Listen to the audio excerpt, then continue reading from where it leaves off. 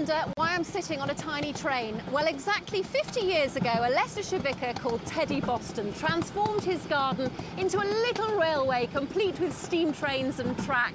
It became an unlikely tourist trap with visitors from all over the UK flocking to Cadeby. Des Coleman takes up the story of the railway reverend, a chap who could be called the saviour of steam.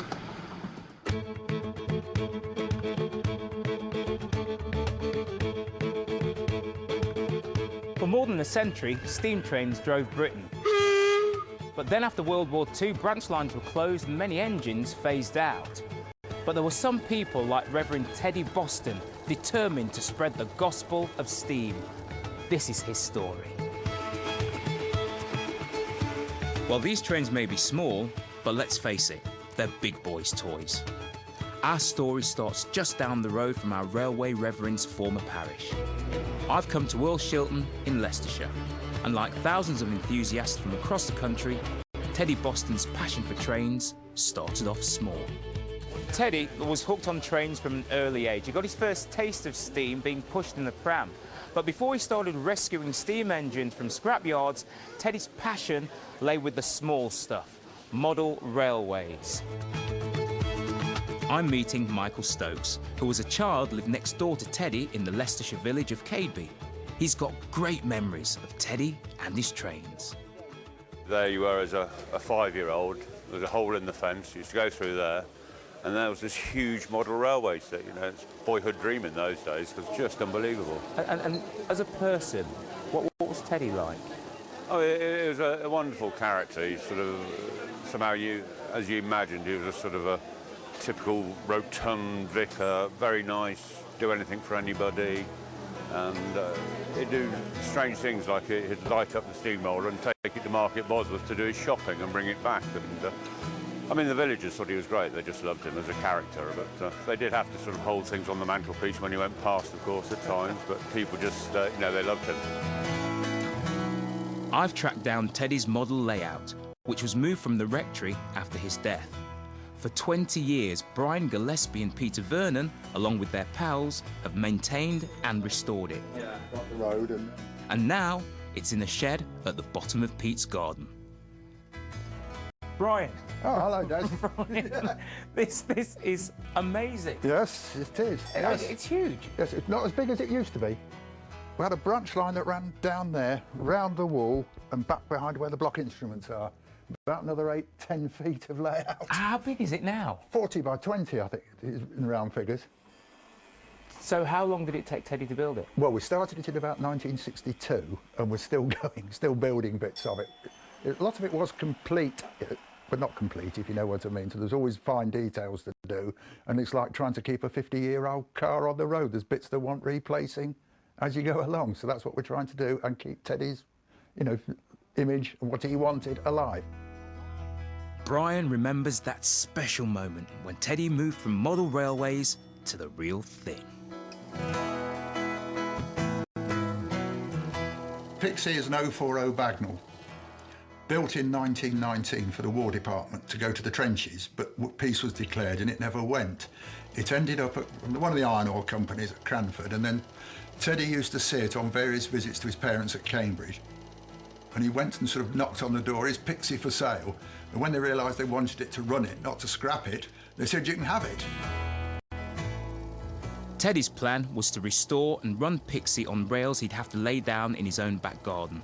It was something that had never been done before. Teddy and his pals continued to save more and more steam engines, and he opened Cadeby Light Railway in his garden in 1963. I'm visiting Teddy's former village where he lived with his wife Audrey. Back in 1974, their wedding was the event of the year. I know Teddy shot reels and reels of footage, but the one thing he didn't shoot was this wedding footage of you. Yes, indeed. A railway enthusiast shot it for us, and he was a semi-professional photographer, and so we have a very good view of what happened on the day through someone else's eyes. You braved, in a white dress, getting on a steam engine. Oh, yes. Yes, and I did threaten them with life, virtually, if they got any oil on it, but it didn't. old little train, right on time, chugging down the line. After the service, Teddy and Audrey walked under Stoker's shovels, rode around the Rectory garden on a small steam train, and the day ended with a Boston tea party. Bring my baby home in time for tea. And I'm guessing that the all-important cake had something to do with a train. Yes, the wedding cake had a little train round the top. Audrey, listen, do you know what? I got a surprise for you. Go on then. But I can't reveal it just yet. Oh! Audrey kept Teddy's dream alive for over 20 years, holding regular open days in the Rectory, which is just over there. In 2005, the Garden Railway closed, but that's not the end of the story. If you visit Cadeby today, Teddy's made a mark on the village. He's fondly remembered in the church's stained glass window and on the brass plaque which shows Teddy, Audrey and their little dog, Bonzi. His train Pixie even made it onto the village sign. To end our adventure, I brought Audrey up north to the National Railway Museum.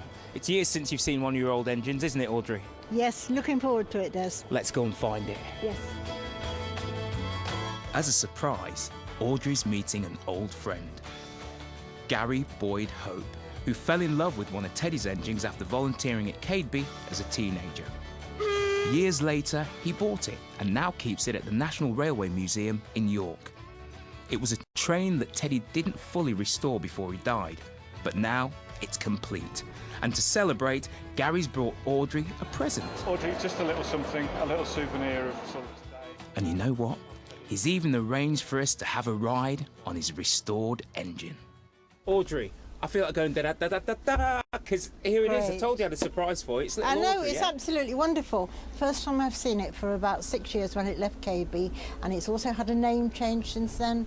It's now called Teddy, after my late husband. How do you feel about seeing her again? Oh, it's superb, because it wasn't in this condition when it left KB.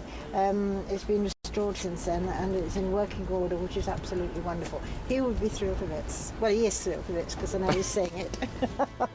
I can see that smile on your face that you're really chuffed. There's only one thing left to do, and that's for you and I to take for a ride. Yes, and she's ready to go with 120 on the clock. Leicestershire's Railway Reverend. What a story. Thankfully, Teddy's legacy lives on.